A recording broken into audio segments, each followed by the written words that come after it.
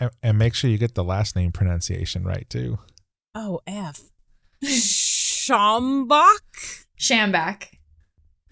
That's why I said to figure it out. Schambach. Schambach, yep. Schambach is probably what I would have guessed. Hi, everyone. I'm Jolie Hales. And I'm Ernest DeLeon. And welcome to the Big Compute Podcast.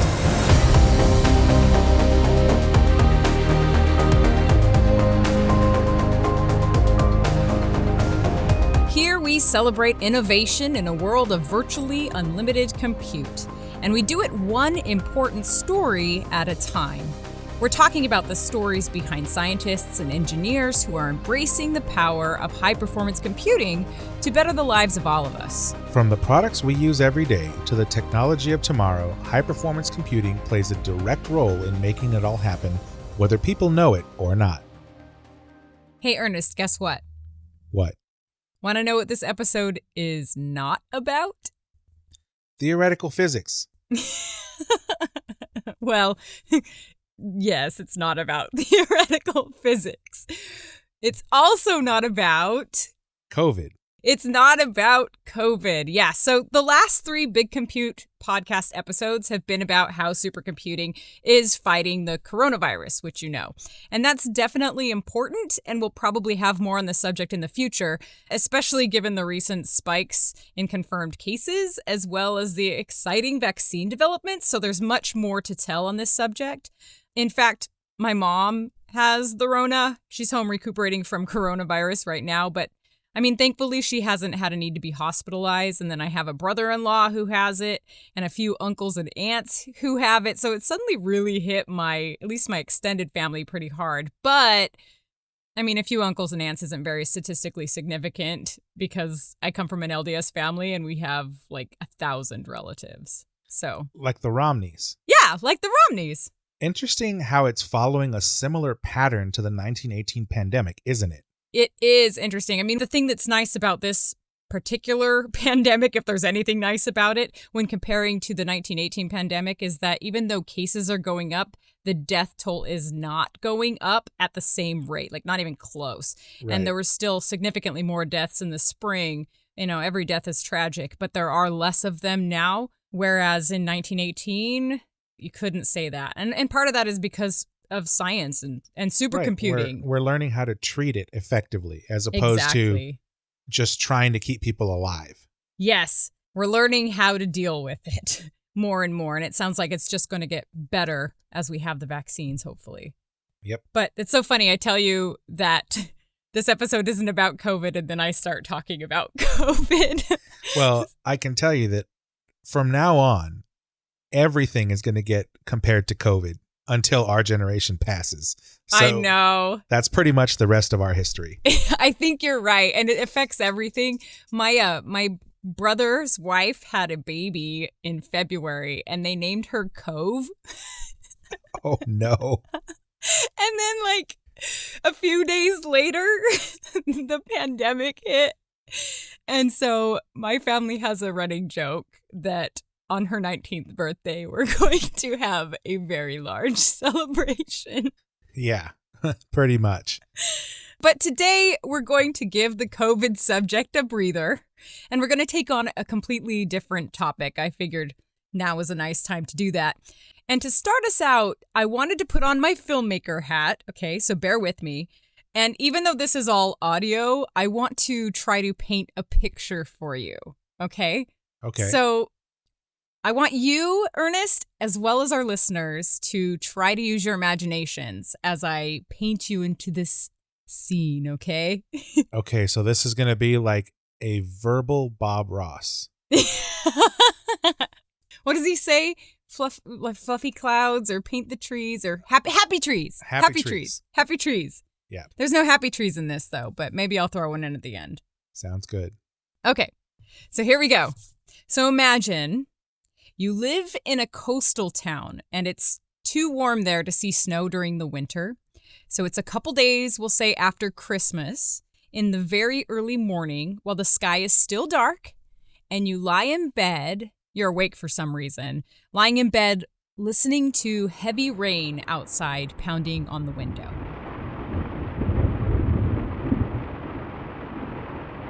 We'll say that you live on the 3rd floor of an old apartment building, like one of those really old, ornate stone apartment buildings we see in Europe. So not like a grungy apartment, more classic or historical, if you know what I'm saying. Yeah, I lived in San Francisco for a short while, so I can definitely picture this, minus the rain. Yeah, not as much rain up there. So you're in that apartment building, and the rain is coming down, and you hear some faint thunder in the background. But then, instead of dying out, the thunder grows louder and louder. And right when you're starting to wonder if it's even thunder at all, your bed starts to shake. Before you know it, everything is shaking, and shaking loudly.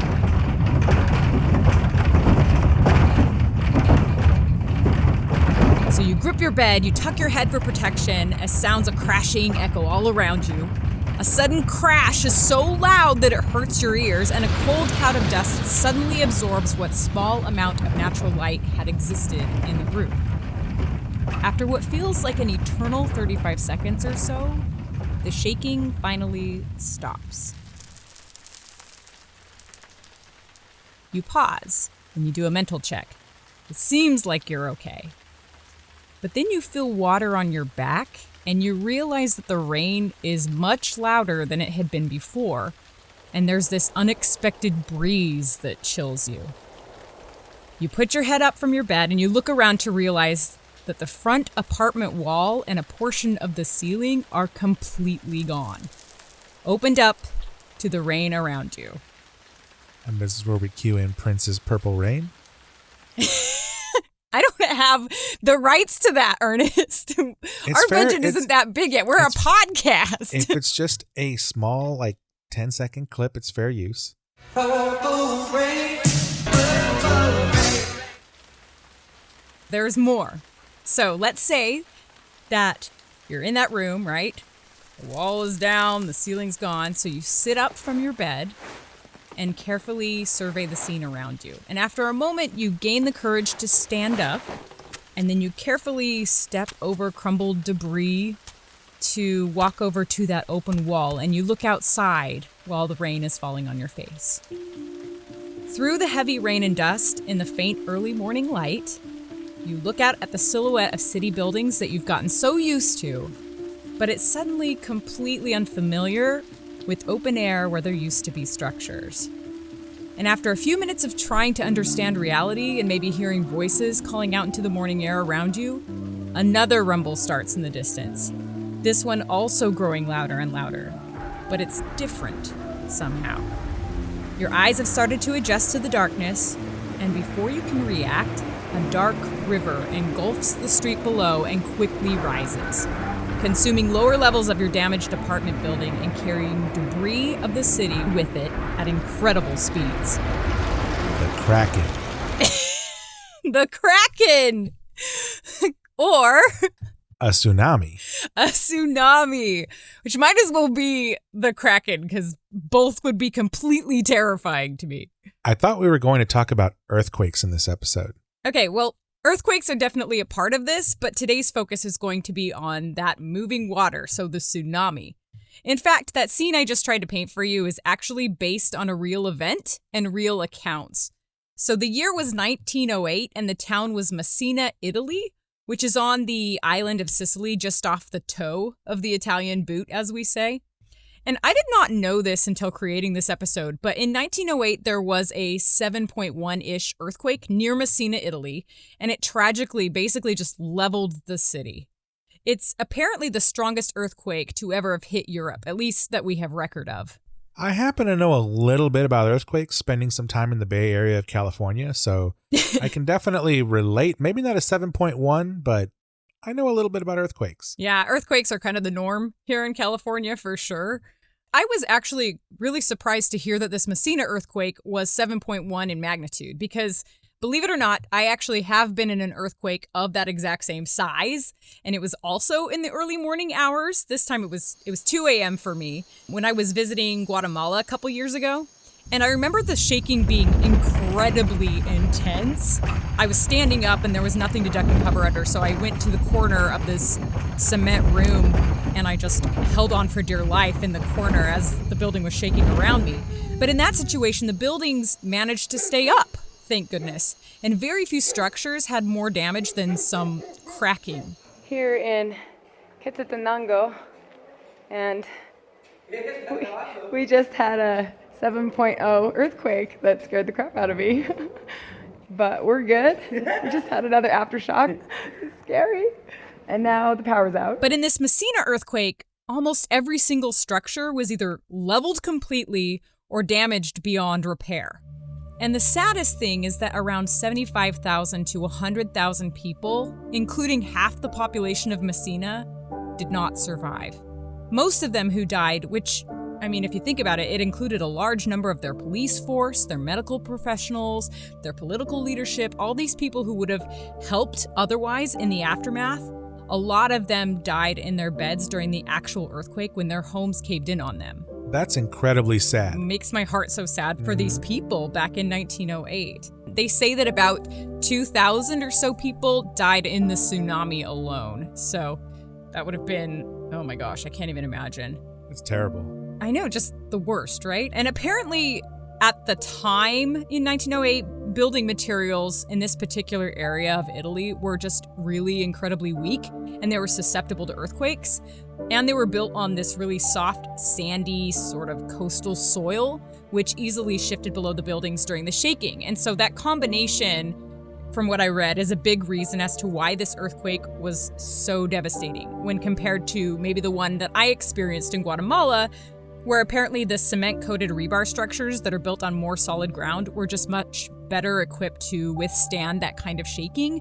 I'm sure that maybe the type of shaking had something to do with it, maybe, as well, but the building construction was a big player there. And then to add to that devastation, like I said, Messina is a coastal town, and just a few minutes after the earthquake, this large tsunami raged across the destruction and added to the already horrific situation. That's amazing. I'm not sure how tied the United States and Europe were at that point, but remember, this is 2 years after the major earthquake that essentially leveled San Francisco for very similar reasons. Construction, obviously not properly retrofit for earthquakes because that didn't really exist back then, not very stable soil, all these kind of things kind of add. And in San Francisco's case, there was also natural gas leaks that sparked fires and everything and they was had wood. They had that problem in Messina too. A lot of fires after the tsunami kind of leveled out. Right. So very, very similar scenario. The difference is obviously there wasn't a tsunami in the 1906 one. But this is interesting to study because Sicily is not an island in the open ocean like those in the Gulf that we hear about, you know, getting tsunamis all the time. It's enclosed within the Mediterranean Sea. Oh, I completely agree with you. So I always think of tsunamis as being associated with the oceanic coastline. You know, I mean, that's what we hear about. And it looks like that is where most tsunamis occur. In fact, I read 80%-ish or so. But apparently tsunamis can also form in other bodies of water, like lakes, if the circumstances call for it. And I've just really never considered that. And this particular Italy tsunami came from what is known as the Messina Strait, which at its narrowest point is only about 2 miles wide. And that's not very wide, and so I wouldn't personally have expected a tsunami to come from there. It's interesting to us because we don't quite understand exactly how everything that happened worked. I'm guessing that was the voice of our tsunami expert. You are correct. Meet Lauren Schambach. And Lauren is fresh out of PhD graduation land.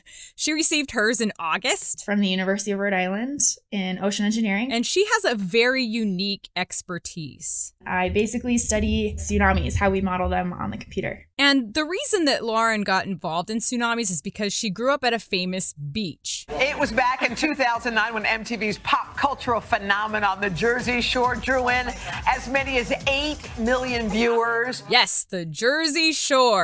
But her experience was a little bit more real life. The Jersey Shore has had 19 weekends of clear weather with temperatures rising above 70 degrees. The only time it rains is at nighttime, and then it gets sunny in the daytime. So it's been a good summer. And you can see just a number of people who are out here on the boardwalk this evening. So I love surfing. My family's really big into surfing. We just go to the beach every day during the summer. That's what we do during summer vacation. And while she's never seen a tsunami in person, she's seen her share of big waves. Waves are terrifying. But I think that that's part of what makes it so cool. That's why I'm so interested in it. On the East Coast, we have hurricanes that come up the coast, and you'll get these huge swells that'll come in. And, you have this crazy surfers who go out. I mean, I love surfing, but I'm not about to paddle out in some of those hurricane waves. And the Jersey Shore has definitely seen its share of hurricanes that have brought destructive waves with them. Most notably, as I'm sure you remember, in 2012, Hurricane Sandy ripped across the East Coast, damaging 346,000 homes and pretty much wiping out the Casino Pier with its roller coaster and other amusement park rides, all of which were icons for the Jersey Shore. This morning, New Jersey's Seaside Heights, a city synonymous with summer fun, is now a city completely submerged. So much of that iconic beach town of Seaside Heights is underwater, full of debris there. Parts of that famous boardwalk wiped out. This is an unbelievable scene. Block after block, mile after mile of this kind of ruins. Was Lauren living at the Jersey Shore when the hurricane hit? So at the time that Hurricane Sandy hit her hometown, Lauren was finishing her last year of undergrad in Rhode Island. And even though she wasn't present for the hurricane, as you can imagine, she was just sitting on pins and needles, watching the news coverage of her childhood playground being ripped apart. I've never seen anything like it. We had waves as high as the light poles down on the boardwalk. Without the ability to even get in touch with her family and her friends because of all the power outages that were going on. In the end, her parents' home was lucky to scrape by without heavy damage, but a lot of her friends and neighbors suffered extensive losses, and images of the destroyed boardwalk and the pier were devastating to Lauren. And even after rebuilding, Lauren says she still gets nervous whenever she hears reports about a hurricane about to hit anywhere. We begin with the long-awaited reopening of the Jersey Shore, almost 7 months to the day after the beaches, boardwalks, and seaside towns were blasted by Superstorm Sandy. But obviously, hurricanes and tsunamis are quite different.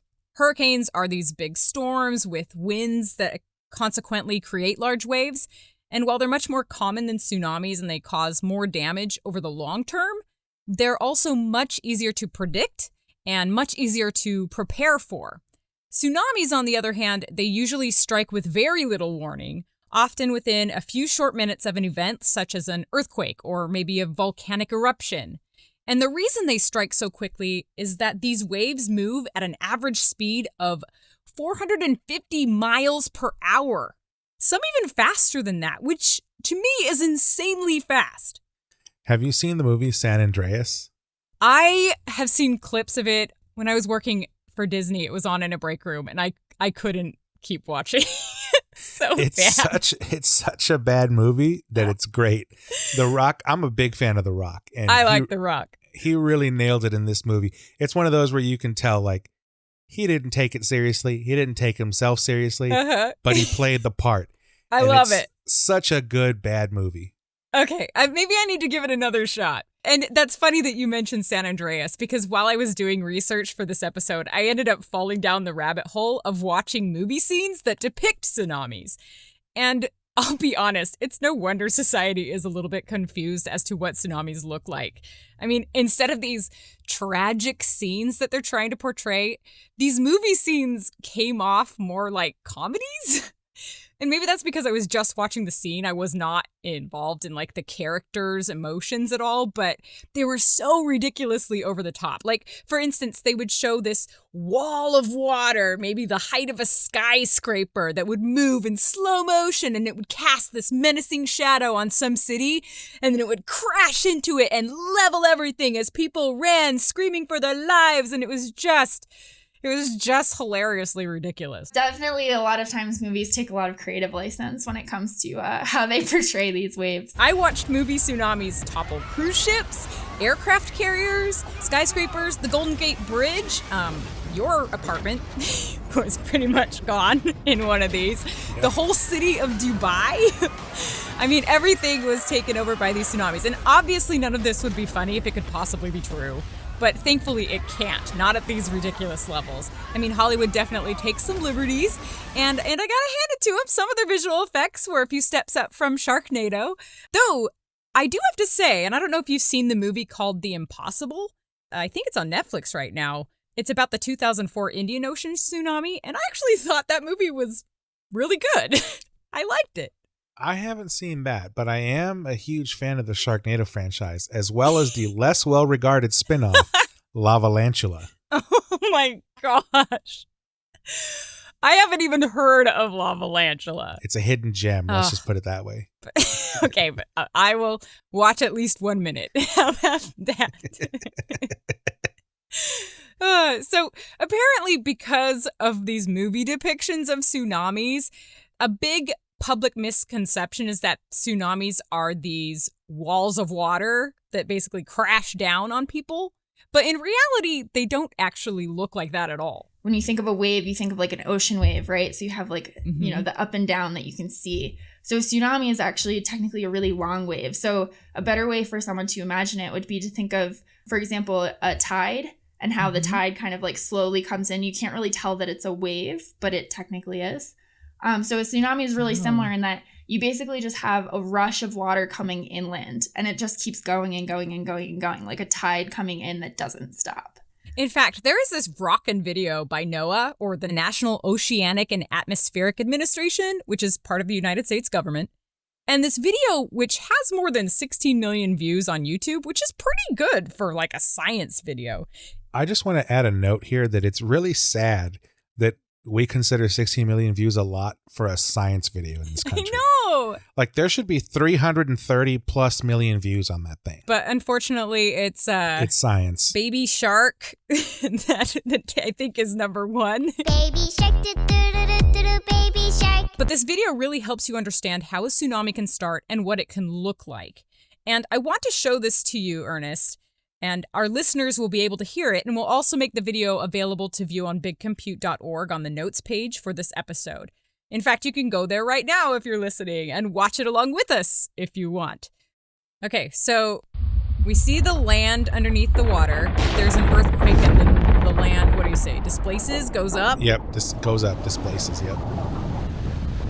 And then on the surface of the water, it causes this kind of big moving hump wave that's now traveling across the ocean, right? It's not like a rip curl style wave. And now let's see, it's a shot of the coastline. So this is like a city and neighborhood coastline.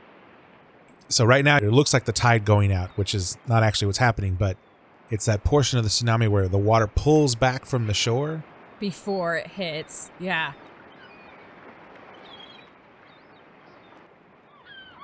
In the distance, you can barely make out that there's a wave coming because it just looks like the ocean is higher. But then here it comes.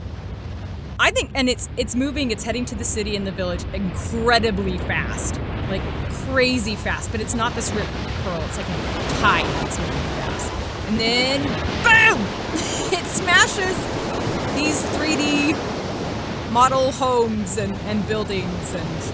But yeah, it hits the shoreline and it obviously goes past the shoreline and just envelops everything it can along its way. Yeah. Okay, cool.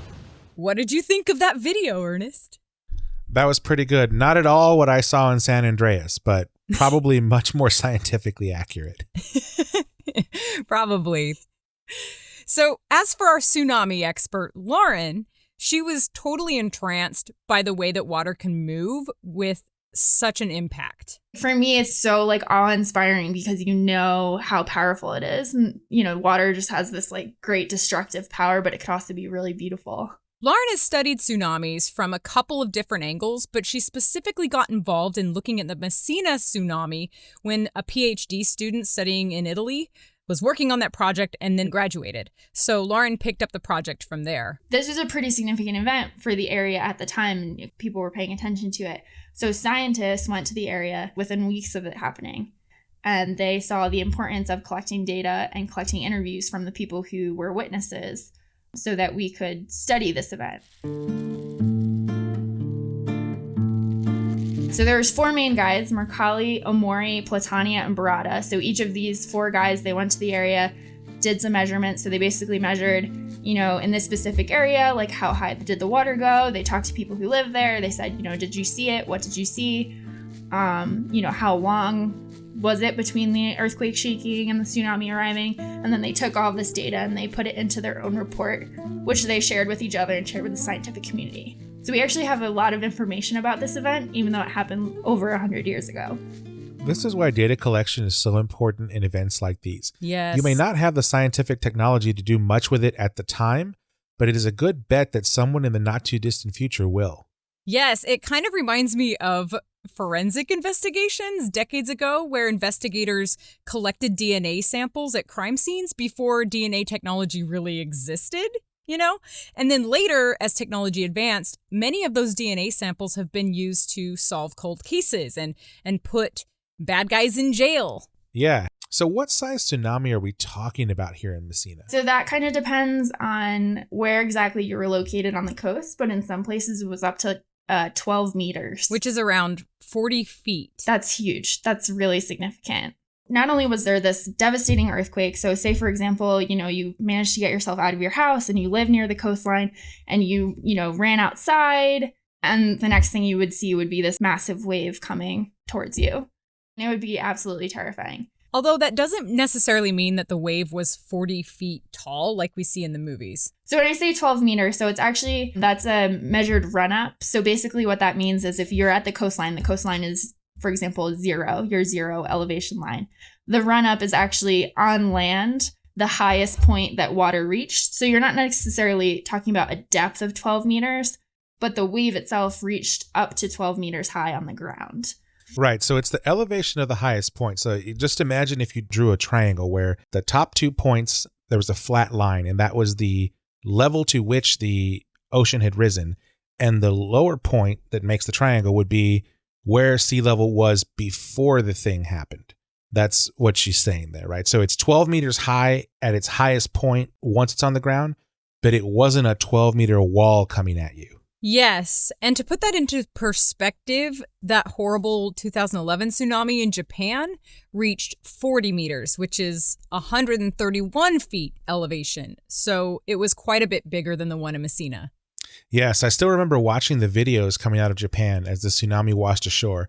Cars, boats, buildings, all floating along gently as the water came in and then went out. Yeah, I was completely horrified. I just sat there. I remember watching it online and I just felt so sad. I mean, talk about feeling powerless to help people. And from these videos, you can kind of see, right, like how complicated the water flow is. Because the water's coming in, it starts hitting buildings, starts interacting with buildings, hitting cars, hitting trees, basically ripping all these things up and then taking it with it.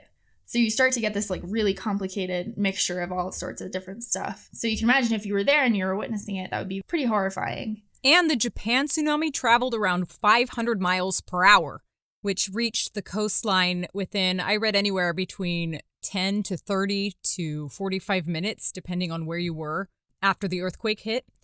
And while in the case of the Messina tsunami, since it originated from much more shallow water, it didn't actually move quite as fast. Basically, the speed of a tsunami is very dependent on the water depths. And that's like the main thing that is driving the speed of the tsunami. You could say the speed equals the square root of gravity times the depth of the water. So if you have really deep water, you have faster wave. If you have really shallow water, it slows down, but it's still, you're talking like 2 to 3 meters per second inundation on land, that's fast. But in contrast to the deep water, it's slower. And depending where survivors were located in Messina, they reported that the wave reached them anywhere between 2 to 10 minutes after the earthquake. That's really fast. It is really fast. And it makes me think, so I go running at the beach every weekend, and I think I mentioned that on every podcast episode. At least once. At least once. It's like my highlight of my week when I get out of quarantine. Especially during COVID. Oh, yes. It's like the only time I see the sun. So I have to talk about it on every episode until we can all see the sun more again. But for about an hour of that run that I take every single weekend, I'm usually on a peninsula. And I'm kind of a safety nut, admittedly. My husband calls me Safety Inspector Joe.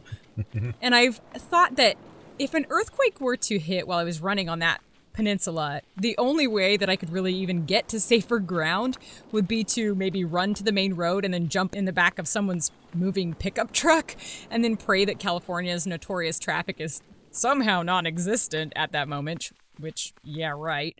Now, thankfully, tsunamis in our part of the Pacific Ocean are extremely rare because our main fault lines down here are inland rather than in the ocean, and California faults tend to move horizontally more than vertically, and it's those, I guess, vertical movements in the ocean that tend to cause these tsunamis. Right. I'm on the other side of the mountain range here in the valley that Silicon built, so I'm not really worried about tsunamis. I am, however, very cognizant about the earthquakes, as they happen so frequently here. So then what did they find was the cause of the tsunami? Obviously, it had something to do with the earthquake. Well, yeah, that's the interesting thing. The most common way that tsunamis form, as we've alluded to, is during an earthquake when slabs of rock on the seafloor suddenly move vertically past each other, like what we saw in the NOAA video. And that can happen in land-based earthquakes too, with that earth moving that way. But when it happens underwater, suddenly the water has to rush in and fill this new hole, causing a massive wave to form. And then that wave moves away from the site at a rapid pace until it hits a shoreline. Which is what happened with the Japan tsunami in 2011. Right. But with Messina, over the years, over, the 1900s, there's been a ton of different hypotheses of how the fault moved because we don't exactly know where the fault is. That's super interesting that they can't find the fault. Yeah, they know that a fault exists and they know that a fault moved, but they don't know for sure where that fault line is or how it moved exactly.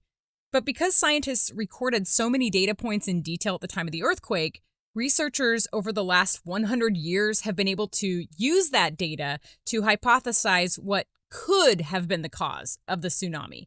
But even with the same data points, you had different scientists saying different things. Okay, well, we think that the fault's here. Well, we think that the fault's here. We think it's oriented like this. We think it's oriented like that.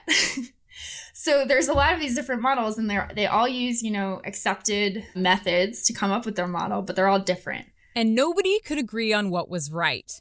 And then computational simulation was born, and suddenly the game changed. Someone had the idea, you know what, since we can't figure out what's going on with the earthquake, what if we model these different earthquake faults that people have proposed, model this tsunami based off it, and then we compare the tsunami data to what happened, and whichever one matches the best, that's the earthquake, that's the correct fault.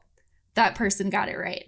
And that makes perfect sense, but my guess is that things aren't going to line up as cleanly as they might have thought. And I mean, the way she mentioned it feels like this kind of global science fair, but obviously quite a few steps above the baking soda volcanoes that I turned in every year as a kid. I was that person. But in this case, finally computers were introduced and they were going to give us the answers. Well, there was a little bit of a problem with that. Uh-oh. So all these different scientists ran various simulations of different earthquake sources and scenarios, but they found out that none of the earthquakes could actually predict the tsunami that was actually experienced by the people. So all the simulations based on people's predictions for the earthquake were not correct? Yep. What? So then there's this question, well, why? What happened? So we still don't know. Well, in 2008, another group of Italian researchers published a paper with yet another hypothesis. They proposed that the earthquake in the Messina Straits actually triggered an underwater landslide. And the landslide was so massive that actually was the main trigger of the tsunami. That's an interesting hypothesis to come up with. Right? A landslide? I never thought about that.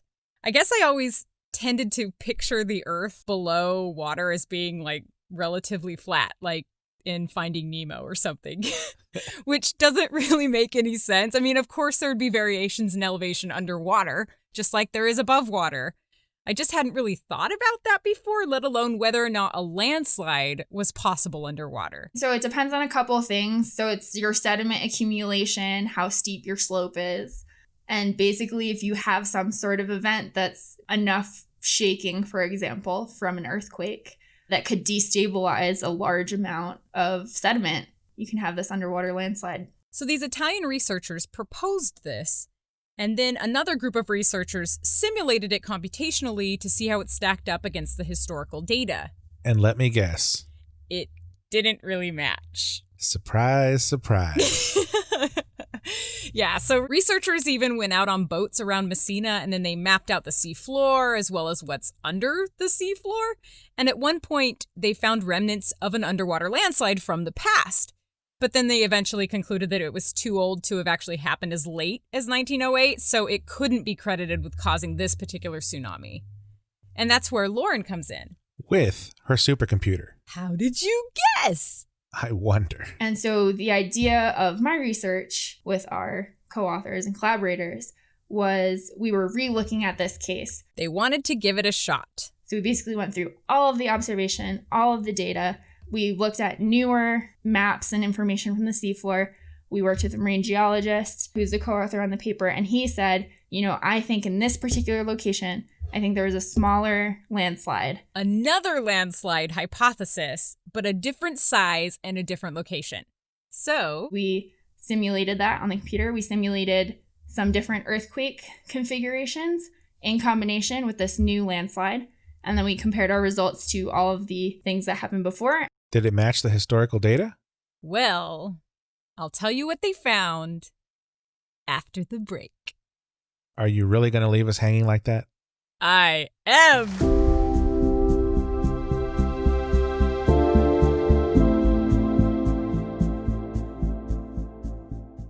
From supersonic jets to personalized medicine, industry leaders everywhere are accelerating innovation with unprecedented speed and efficiency by using Rescale, the intelligent control plane that allows you to run any app on any infrastructure, totally optimized.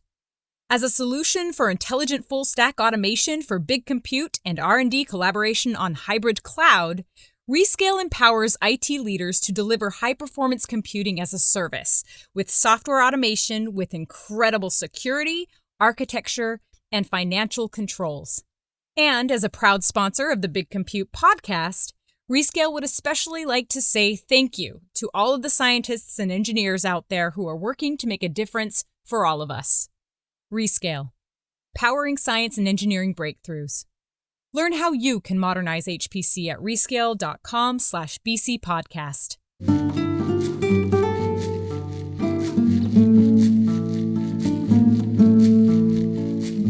Okay, so where were we? Lauren's team just ran simulations of their own Messina tsunami hypothesis. Ah, yes. I'm curious, did their results match historical data? Pretty darn close.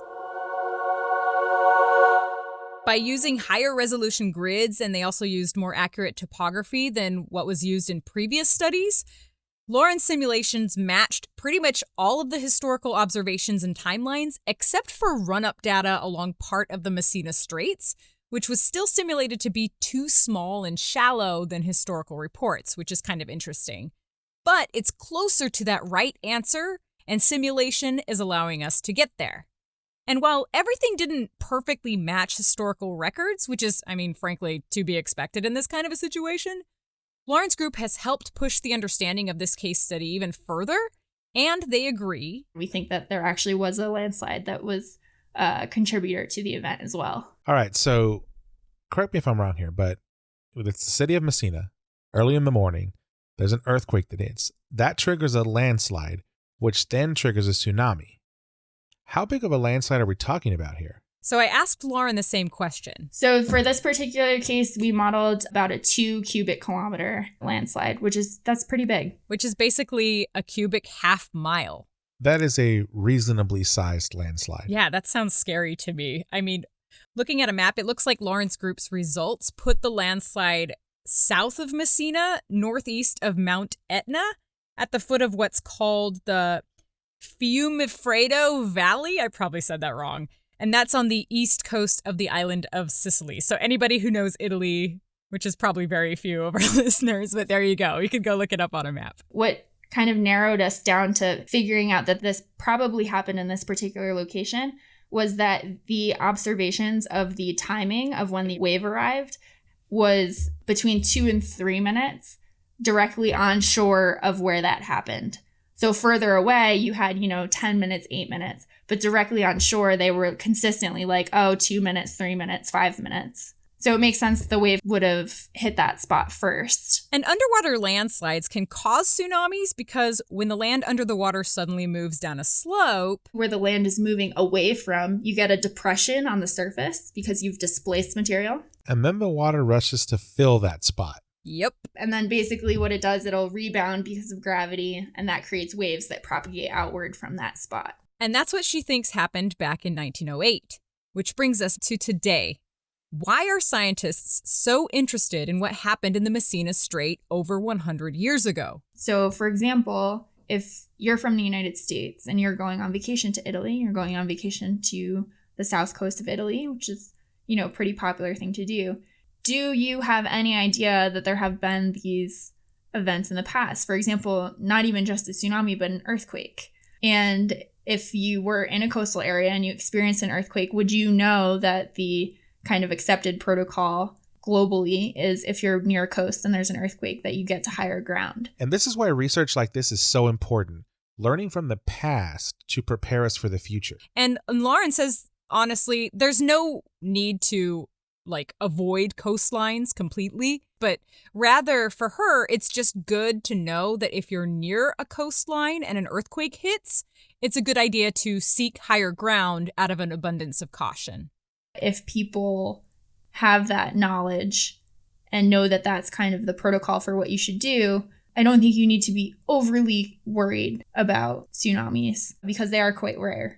And this is coming from someone who has studied a variety of different tsunami scenarios. In addition to her work on the Messina case study, Lauren has also run extensive simulations on the 2018 Indonesia tsunami, if you heard about that one. And that one was caused by a volcanic collapse.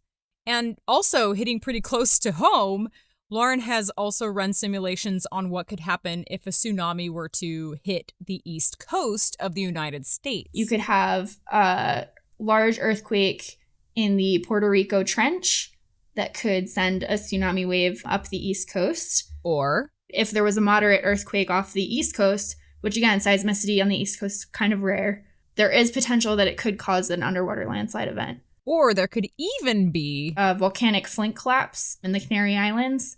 So you have, these volcanic islands. In some studies, they have discovered that there's potential that part of one of the islands could potentially collapse into the ocean, cause a large tsunami that would travel across the Atlantic. So that's another case that we look at as well. And it's important to stress that these are extremely rare potential scenarios that Lauren has run computational simulations of to see basically what would happen. It doesn't mean that if you live on the Canary Islands, you have this high chance of ending up at the bottom of the ocean anytime soon or anything like that. I'm curious, in all her studies about the East Coast, were there any particular areas that seemed at higher risk of being hit by a tsunami than other areas? Actually, yes. A spot that's actually kind of near and dear to me. So basically, with the tsunami waves, especially when they're traveling across the ocean, they're going to interact with the bathymetry, which is basically like the topography underwater. And you get wave focusing and defocusing. So depending on if you have like a ridge or if you have a canyon or something like that, that's going to change how the wave energy focuses or defocuses on the coast. And so we have a really large continental shelf off of the U.S. East Coast. And so the bathymetry actually has a pretty significant impact on this focusing and defocusing. And through some of the simulations that I've run, I definitely find quite often that a lot of waves energy often gets focused at part of Ocean County, New Jersey, an area called Maniloking and Seaside Heights. So that's actually really close to where I grew up.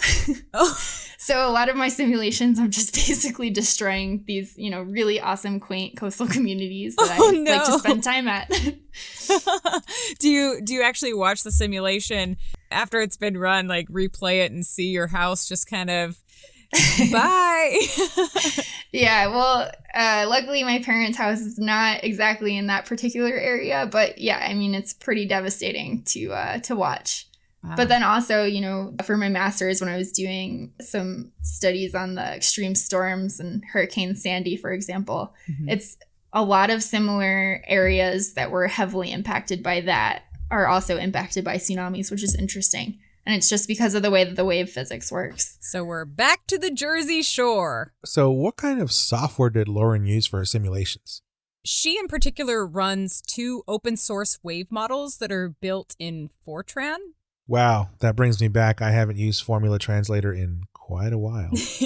I've never used it. But one of the models is called NH-Wave, which stands for Non-Hydrostatic Wave Model.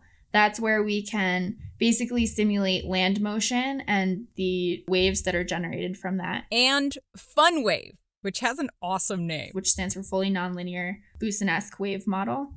And that model is primarily used to propagate the wave to the shore and to do studies on run-up and risk and things like that. And to run one of these models, you basically enter a bunch of specific data into a supercomputer, and then it spits out solved equations or outputs that can be plotted to create a kind of picture of what's going on. First, you need a representation, like a gridded representation of the seafloor, which we call the bathymetry, and the topography on land. So basically, you have a big grid matrix of seafloor data, and you let the model know what the resolution of that is. So, you know, is it a kilometer? Is it 30 meters? Is it 7 meters?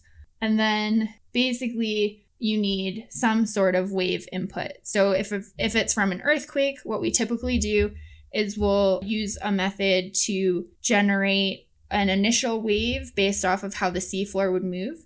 So we take that initial wave and we would put that into the model on the same grid as your bathymetry was on.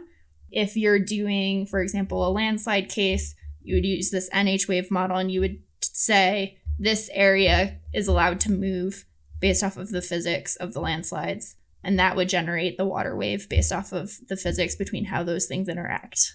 Are these simulations pretty compute intensive? I mean, what kind of compute power are we talking about here? For these studies, Lauren's team had access to a couple different supercomputers through what's called the NSF Exceed program, which stands for National Science Foundation Extreme Science and Engineering Discovery Environment, which is a resource hub for supercomputing, basically. And they specifically used the Pittsburgh supercomputer Bridges and then the San Diego supercomputer Comet. And on average, she said they typically used about 100 to 200 CPUs per run, and each simulation took about 1 to 3 hours to complete. Which doesn't sound massive. In fact, it may even be possible to run these particular studies on a desktop computer, say one of the high-end Threadrippers from AMD. But it would take a few days instead of a few hours. Right. So like something cool that, you know, the supercomputer lets you do is I don't have to wait for the landslide case to finish before I can start the earthquake case.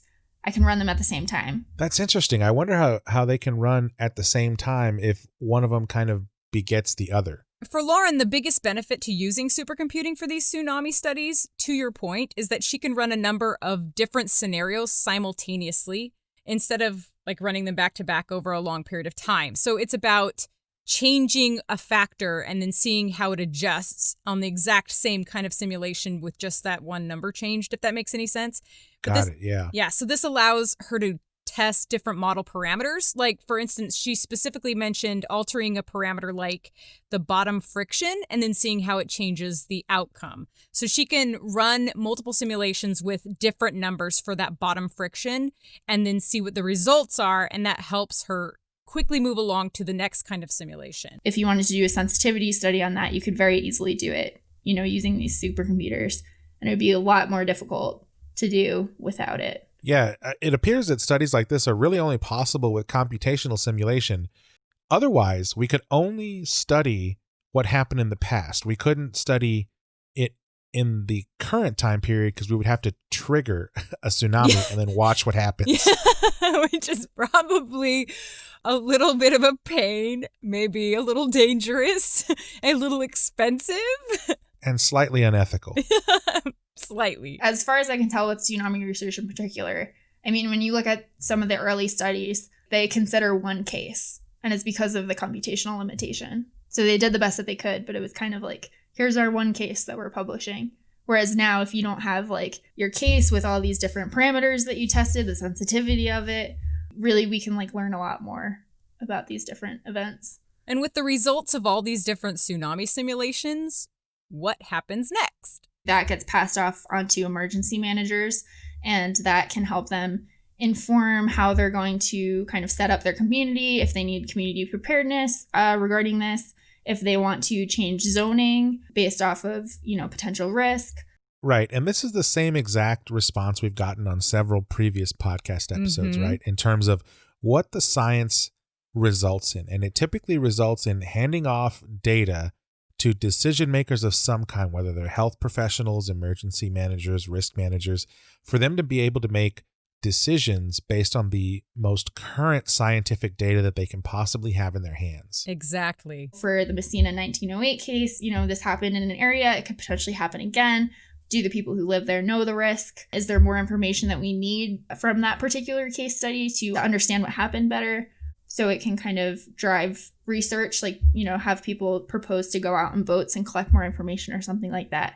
So there's really a lot of different ways that this research can have a real impact. And really, that's what drives Lauren. I really love these historical studies because I think they're really important to kind of understand what has happened in the past, because that helps us predict what could possibly happen in the future. But it's also kind of the human aspect of, remembering what happened in the past, how it impacted different cultures.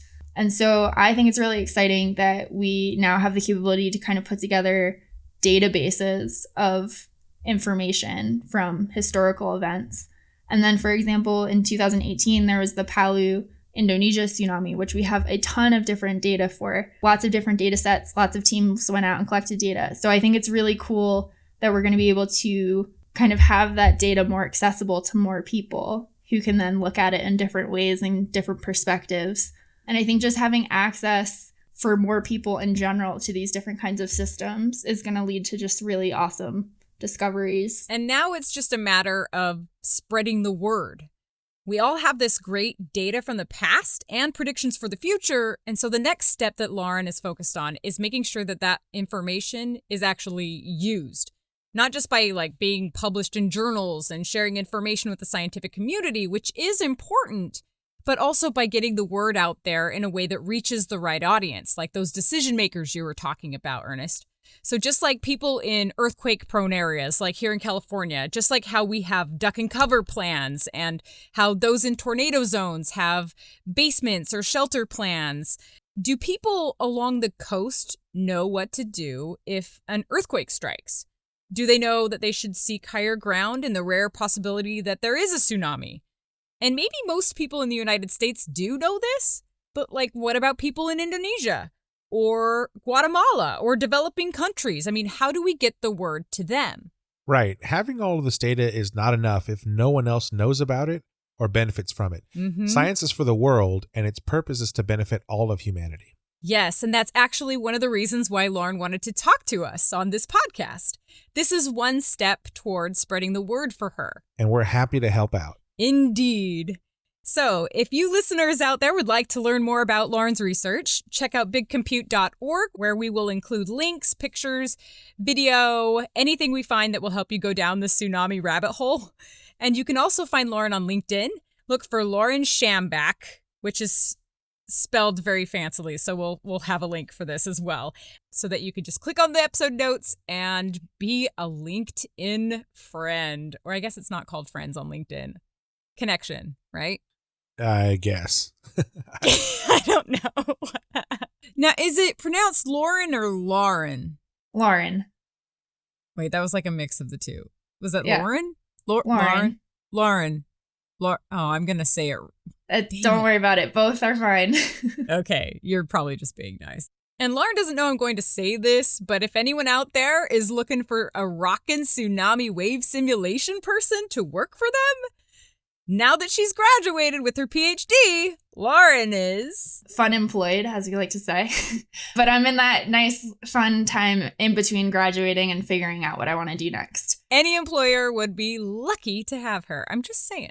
Yep. And this is just another example of how supercomputing has changed the way we do research and how it's changed research itself. It's totally true. And we see this more and more. Like in the past, it was all about studying history, but now we can use those studies of history to predict the future in a much more numerical way through computational simulation. And then we can really accelerate that pace using supercomputing. So it's an exciting time to be alive in science and engineering. Absolutely.